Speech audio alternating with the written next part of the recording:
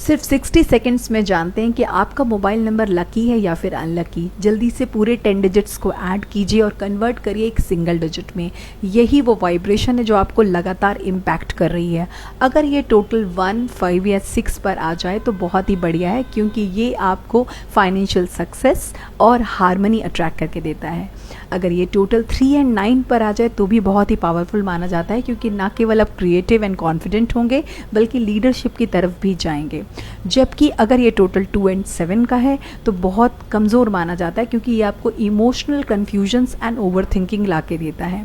4 और 8 का टोटल तो बिल्कुल ही मना किया जाता है, क्योंकि 4 और 8 के टोटल से आपको unnecessary blockages, delays and struggles देखने को मिलती हैं।